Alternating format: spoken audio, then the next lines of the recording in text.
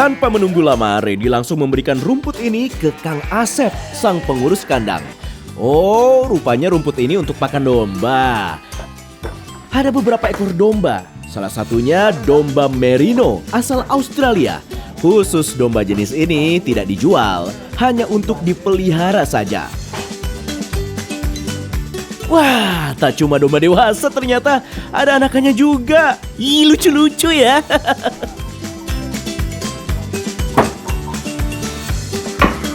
Masuk.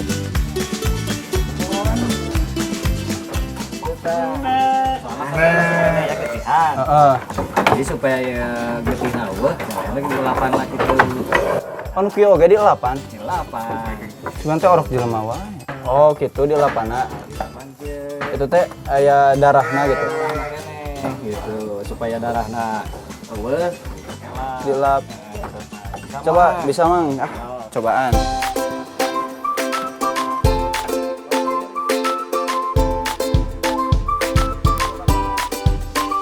Kebetulan sekali, ada induk domba yang baru saja melahirkan. Tentunya ini adalah pengalaman pertama Redi mengurus kelahiran hewan ternak. Berbekal kain bersih, Redi cukup telaten membersihkan bulu halus si anak domba Garut. Proses ini dilakukan agar tubuh anak domba tidak kedinginan dan terhindar dari infeksi bakteri. Ya, siap mang. Mak. Kasih pakan. Kambing-kambing jalur heula ya. Siap. Ya langsung berekeun wae. Red, bantuan Red. Bantuan naon? Merepakan. Merepakan, coba. Sareng Asep ieu heula cenah karek jukut. Oh, ya heula. Nu ieu saruan nu ya. Oh. Lapar, beuh. Sarua kos urang. Pakan domba di sini ada dua macam, yaitu ampas tahu yang sudah dikeringkan dan rumput. Kombinasi kedua bahan ini sangat baik untuk mempercepat pertumbuhan otot dan bobot domba Garut karena kandungan proteinnya yang tinggi. Ampas tahu ini memang dikeringkan karena domba Garut tidak butuh air minum. Kebutuhan cairan pada domba Garut sudah terpenuhi secara alami dari kandungan air yang ada di dalam rumput segar. Jika pangan terlalu basah, domba Garut akan sangat rentan mengalami kembung dan diare.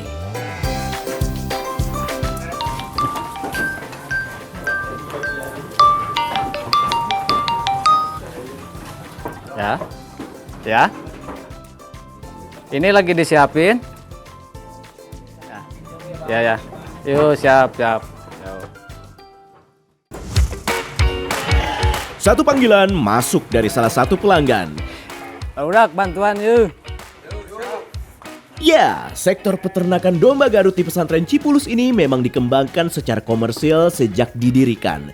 Domba-domba berpostur gagah diperjualbelikan kepada masyarakat umum, bisa untuk kontes, bisa juga untuk keperluan kurban. Namun proses memindahkan domba dari kandang ke mobil bak terbuka ternyata tak mudah ya. 2 ekor domba Garut berusaha keras melakukan perlawanan.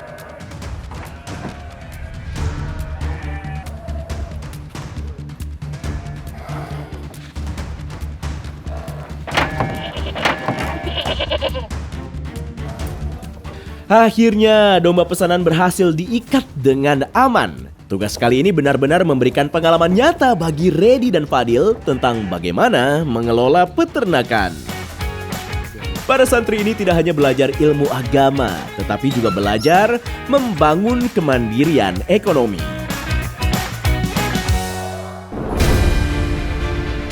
Pondok pesantren Al-Hikam Musalafiyah Cipulus punya sejarah panjang. Berdiri sejak tahun 1840, lembaga pendidikan Islam ini menjadi salah satu pondok pesantren salaf yang cukup berpengaruh di Kabupaten Purwakarta. Pondok ini bermula dari sebuah pengajian kecil di rumah-rumah masyarakat yang diasuh oleh sang pendiri, Kiai Haji Muhammad bin Kiai Nur Qoyim. Atau yang lebih akrab dikenal sebagai Ajengan Emet. Dengan penuh ketelatenan, Ajengan Emet membimbing anak-anak kampung yang saat itu jumlahnya bisa dihitung dengan jari. Mos kana ieu kitab sapina penaja bari ngalapaka kalawan nyebat jenengan Allah. Tujuan awal Pondok Pesantren Cipulus itu murni untuk dakwah. Murni untuk dakwah dari salah satunya tujuannya itu untuk mempersatukan ustadz-ustadz juga, kiai-kiai kampung juga gitu, katanya orang tua dulu. Kalau disebut jauh dari permukiman, enggak, justru pesantren ini berdiri itu di tengah-tengah pemukiman karena memang tuntutan masyarakat sekeliling itu gitu. Jadi alhamdulillah dukungan masyarakat sekeliling sangat mendukung terhadap pesantren.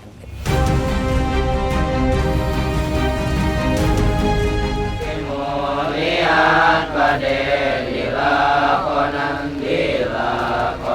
kusorangan sareng sadaya rerencang.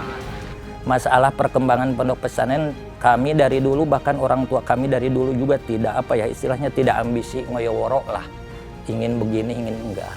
Berjalan aja sesuai kebutuhan zaman. Bila mana ada kebutuhan yang ini, ya diitukan aja, disesuaikan. Jadi kita berpegang teguh pada prinsip Nahdlatul Ulama, wal akhdhu bil jadidil aslah. Ngambil hal yang baru yang lebih bermaslahat. Kalau ada yang baru, yang modern tapi lebih bermaslahat, maka diambil gitu, diadopsi. Tak hanya dikenal karena kedalaman ilmu agamanya, Ajengan Emet juga sangat disegani oleh masyarakat karena memiliki ketangkasan fisik khas pesantren salaf. Ia dikenal luas sebagai seorang ahli strategi perang yang tangguh pada masanya. Ketangguhan mental dan fisik inilah yang kemudian diwariskan kepada para penerusnya.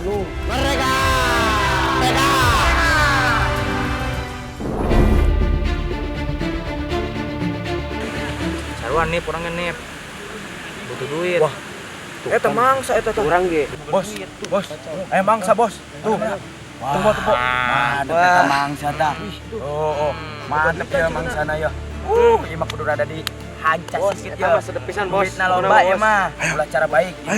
Ayo. Salah satu kisah yang paling melegenda adalah saat pengasuh generasi berikutnya, Kiai Haji Adang Badrudin atau Abah Cipulus dicegat oleh segerombolan begal bersenjata. Saat itu beliau baru saja menunaikan tugas berdakwah. Kemana maneh? Ngeri ngalangkung tas ngawas. Teu tiasa. Mun rek ngalangkung ka dieu kudu aya japrem pemasukan ka dieu. Bener teu? Bener. Tegar doa artos. Wayahna kudu japrem ka dieu. Rek lewat dieu soalna nu boga jalan ieu urang. Rek sawe nu lewat ka dieu kudu mayar ka urang. Ampura tegar doa artos. Maneh teu boga duit wae. Kurang ajar.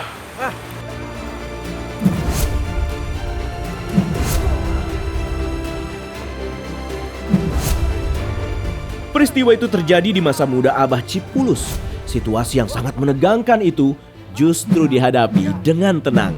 Hanya berbekal tangan kosong dan kecepatan gerak, Abah Cipulus berhasil mengalahkan dan membenturkan perlawanan ke-6 begal hingga tidak berdaya. Warisan ketangkasan bela diri khas Abah Cipulus kini diwadahi secara resmi melalui ekstrakurikuler bela diri karate.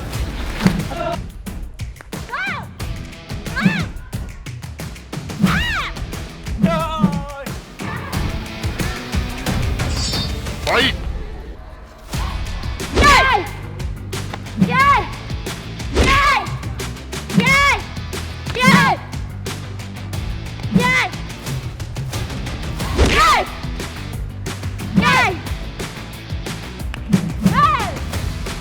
Salah satu santri yang berhasil menyabet prestasi sebagai juara 1 komite tingkat Jawa Barat pada 2026 ini adalah Rian.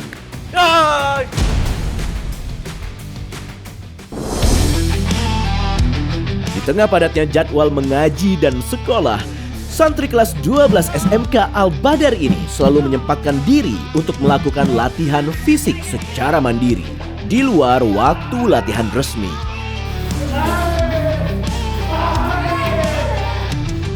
Menu latihan seperti lari, push up, dan sit up ia jalani untuk memperkuat otot tubuh.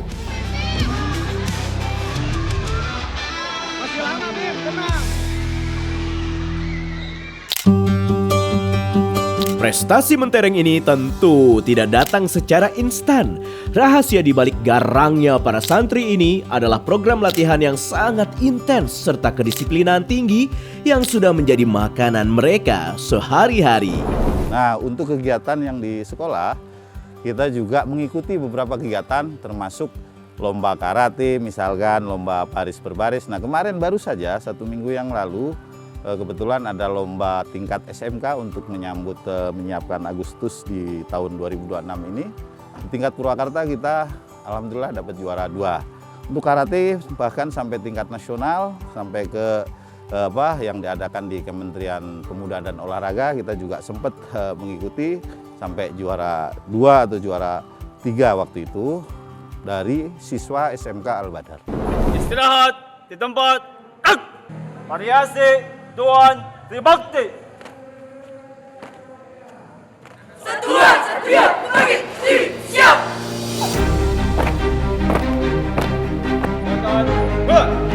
Ketegasan dan kedisiplinan para santri Al-Hikam Musalafiyah juga diajarkan pada bidang lain yang memiliki tingkat kekompakan sempurna, yakni pasukan pengibar bendera atau Paskibra. Satuan Satria Pembangkit Diri siap. Di Maria Sundara. Hadir kata orang.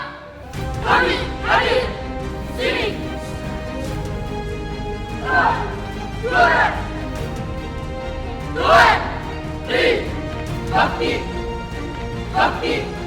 Namun di saat pasukan lain sudah berkeringat dan kompak berbaris, Safia dan Glesi justru baru kelihatan batang hidungnya alias terlambat. Tapi kita udah telat ini. Ya, udah mah panas banget lagi. Ibu gimana nih?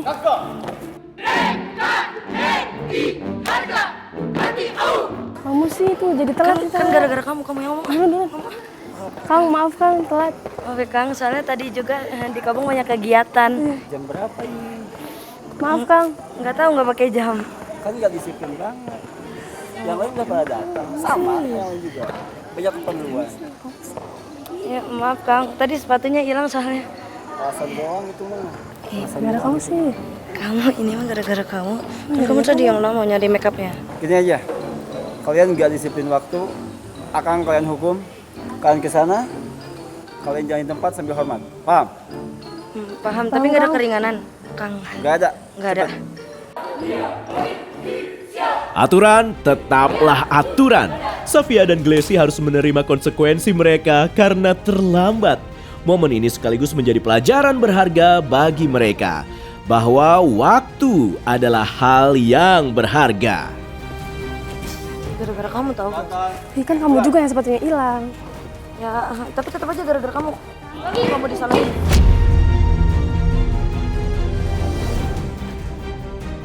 Memang ya, kalau sudah urusan terlambat selalu saja ada alasannya. Tapi dengan kedisiplinan inilah para santri-santri Cipus mampu berhasil mengharumkan nama pesantren di daerah. Pimpinan, saya Amir Ali. Henti. Gerak. Bakti. Satuan Satria Pembangkit Diri siap.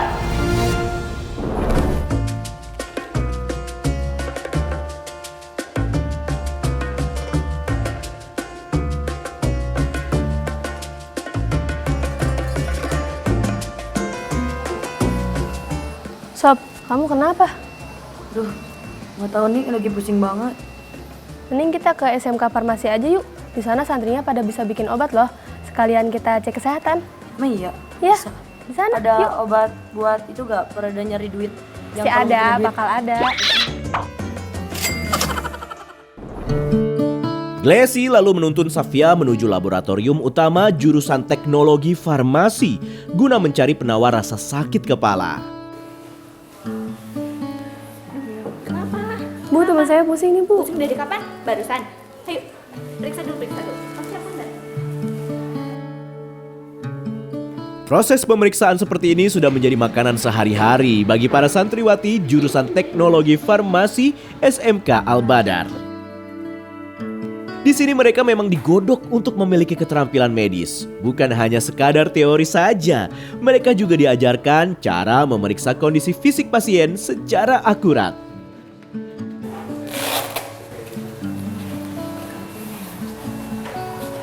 Ini adanya kecapean doang kok, gak kenapa-kenapa.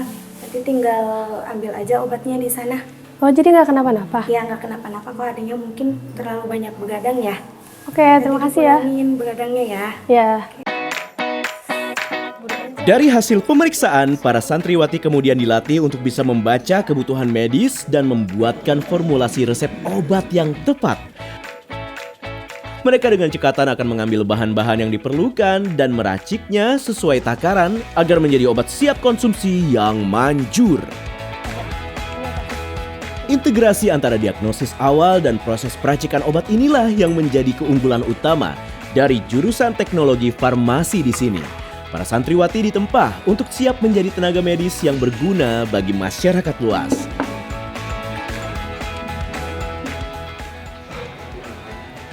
Kak, ini obatnya ya, atas nama Sapia. Minumnya 3 kali sehari, satu kapsul sudah makan. Tidak hanya melayani kebutuhan internal pondok, fasilitas laboratorium dan apotek simulasi ini juga memiliki fungsi sosial yang nyata. Di sini, santri juga diajarkan untuk bisa meracik obat berdasarkan dari resep dokter. Ini sih kasih mau resep. Boleh ditunggu sebentar ya, soalnya ada racikan. Terus namakan Nazifa? Iya kak. 3 kali sehari, 1,5 kapsul sesudah makan ya kak. Ini obatnya kak. Terima kasih kak. Cepat sembuh ya kak. Sambil menunggu Glesi dan Sofia beristirahat selesai pemeriksaan kesehatan, mending kita ikuti dulu kegiatan Ready kali ini, yaitu membuat relief. Usaha pembuatan relief ini sudah menjadi bagian dari kemandirian ekonomi pesantren yang dikelola secara profesional dengan melibatkan para santri senior serta alumni pesantren. Proses pembuatannya pun sudah menggunakan teknologi campuran semen casting dan serat fiber dengan memanfaatkan cetakan silikon. Bang, yang ini kenapa ini nggak dipenuhin? Ya kalau dipenuhin ntar susah masangnya. Susah. Masangnya pakai paku. Ya. Naik ke sini. Lalu kasih semen lagi. Iya. Oh. Biar nempel. Biar kuat. nempel. Oh iya. Pilihan ukurannya pun sangat beragam. Mulai dari ukuran kecil untuk hiasan corak minimalis, ukuran sedang hingga ukuran besar dengan panjang mencapai 60 cm yang biasanya digunakan sebagai mahkota tiang.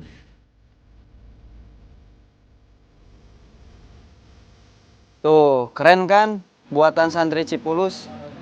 Ini salah satu usaha yang dikerjakan oleh santri Cipulus, yaitu kerajinan industri relief. Nah, ini biasanya nanti dijual ke luar daerah, bahkan sampai ke luar Jawa. Yuk, kita gotong yuk. Biar rapi.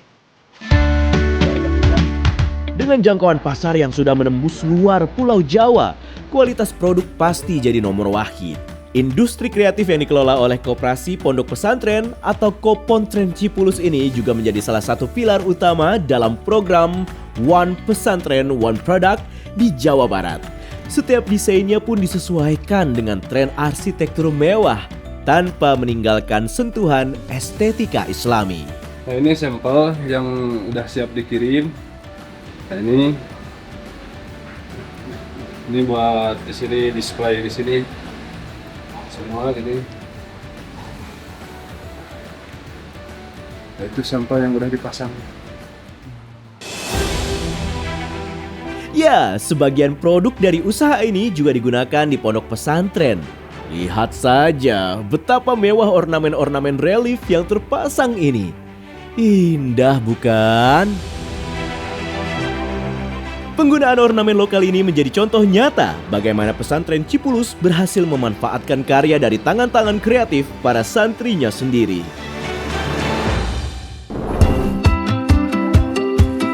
Kondisi Safia sudah kembali fit dan penuh energi. Bersama Glesi, keduanya sudah berada di area usaha laundry. Pak, pengen ngerti? Ditimbang dulu ya. Mau dibayar kapan? Nanti aja. Ditunggu 3 hari ya laundryannya. Usai menerima pesanan, Glesi baru sadar kalau rekannya Safia sudah tidak ada di sampingnya. Kemana ya Safia? Apakah dia sakit lagi? Mana nih si Sopi? Udah tahu rame laundryannya. Gak ngebantuin juga.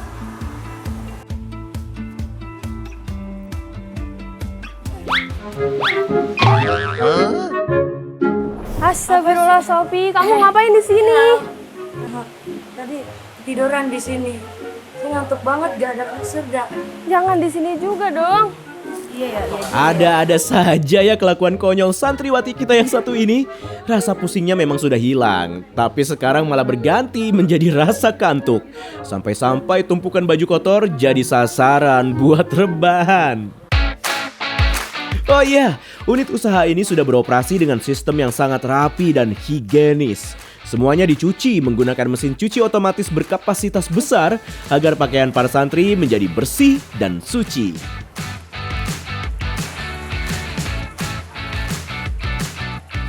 Seluruh tahapan proses di sini dikerjakan secara langsung oleh tangan-tangan profesional dan dibantu sejumlah santriwati. Mulai dari mencuci, menyetrika baju, hingga dilipat dengan rapi. Sehingga baju-baju santri siap dipakai, dan harum tentunya.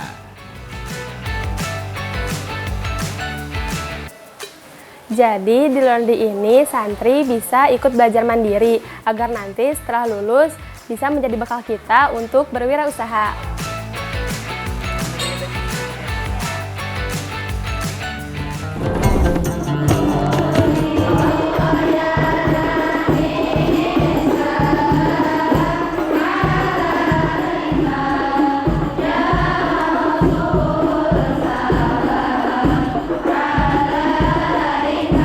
Siang berganti malam, bukan berarti kegiatan produktif santri selesai.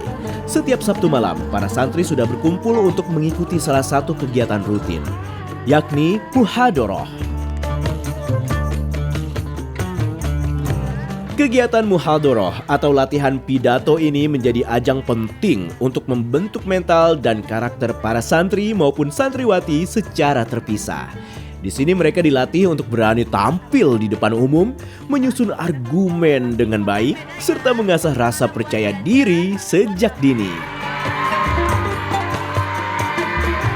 Malam ini adalah jadwal tampil bagi Glesi dan juga Dila untuk naik ke atas panggung asramanya. Dila tampak sangat grogi dan gelisah sambil berulang kali membaca dan menghafal kembali materi pidato yang sudah mereka susun sejak siang tadi. Berceramah tentang santri gaul berlandaskan Al-Quran dan akhlakul karimah.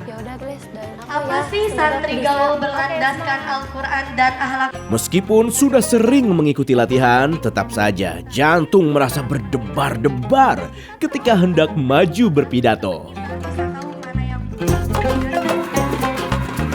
Dan tibalah giliran Dila untuk maju dan berpidato.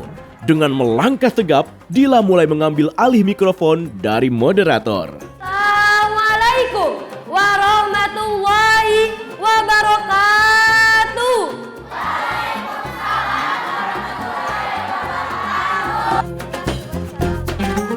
Begitu salam dikumandangkan, rasa gugup yang tadi menyelimuti perlahan sirna, berganti dengan rasa percaya diri. Dengan artikulasi yang jelas dan nada yang tertata, Dila mulai menyampaikan setiap poin materi pidatonya dengan sangat lancar. Rasulullah SAW bersabda, "Ahlaktum au qata'tum dahrar rajul," yang artinya, sesungguhnya telah membinasakan kepunggung kawanmu. Kegiatan Muhadharah Santri Putra juga berlangsung di waktu yang sama. Sebelum acara inti dimulai, acara diawali dengan gema salawat Nabi yang diiringi oleh tabuhan rebana hadroh dari para santri.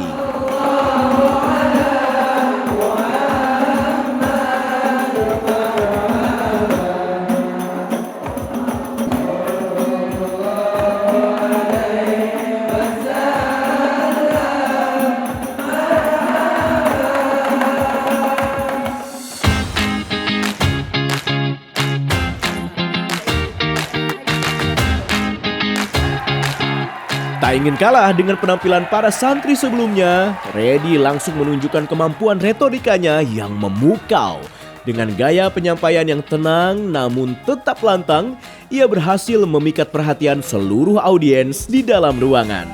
Kanjeng Rasul pernah nyarios, innama bu'intu liutamima makarimal akhlak.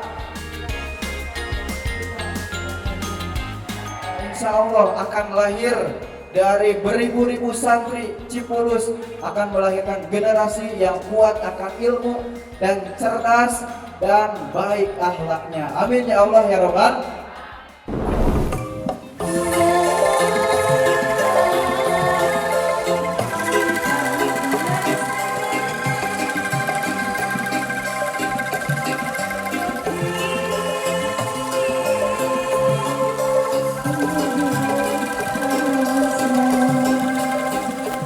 Pondok Pesantren Al-Hikam Mussalafiyah Cipulus juga turut berperan aktif dalam melestarikan warisan budaya daerah.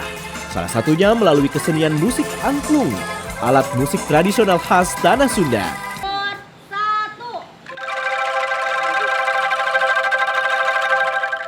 Bunyikan akor 2.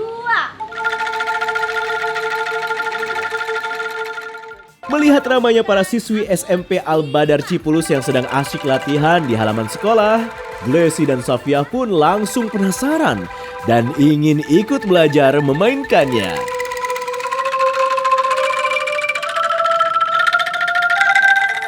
Wih, keren banget nih. Kita bisa nggak ya kayak mereka? Mana kita nggak pernah latihan? Bisa sih, kan kita multi talent. Tapi cara megangnya aja aku nggak tahu. Ya udahlah, nggak apa-apa. Kalau nggak tahu kita tanya aja ke sebelah. Ini cara mainnya gimana sebelumnya? Cara mainnya tuh tangannya di sini tunjuknya, terus bunyinya kayak gini. Bisa nih. Ya, tapi kamu sering latihan biar bisa menguasai angklung ini. Oh, oke. Sob, ternyata gampang cara mainnya. Kita harus sering latihan kalau kayak gini. Iya, gampang tapi enak banget sih. Ya, di awal tadi sudah sangat percaya diri mengaku multitalenta. Tapi ketika sudah tahu caranya, Safia justru merasa tidak cocok. Padahal permainan angklung di sini sangat asyik loh dan menuntut kekompakan yang tinggi karena satu orang hanya memegang satu nada. Tidak seperti permainan angklung pada umumnya. Para santriwati ini nantinya akan mengikuti kode isyarat tangan dari dirijen untuk memainkan sebuah chord.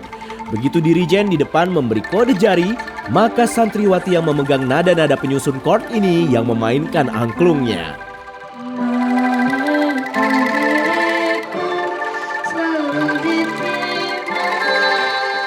Ya, ini adalah salah satu cara untuk mengajarkan kekompakan bagi para santri pesantren Cipulus.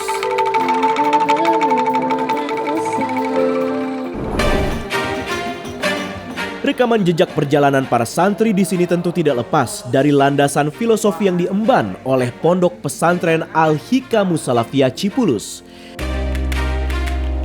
Nama Al-Hikam Mussalafiyah bukanlah sekadar rangkaian kata, melainkan sebuah doa yang menjadi pedoman hidup pesantren selama lebih dari 150 tahun. Dari sejarah panjang, kedisiplinan hingga kemandirian, kita telah melihat bagaimana kehidupan di Pondok Pesantren Al-Hikam Mussalafiyah Cipulus bisa berjalan dengan begitu indah.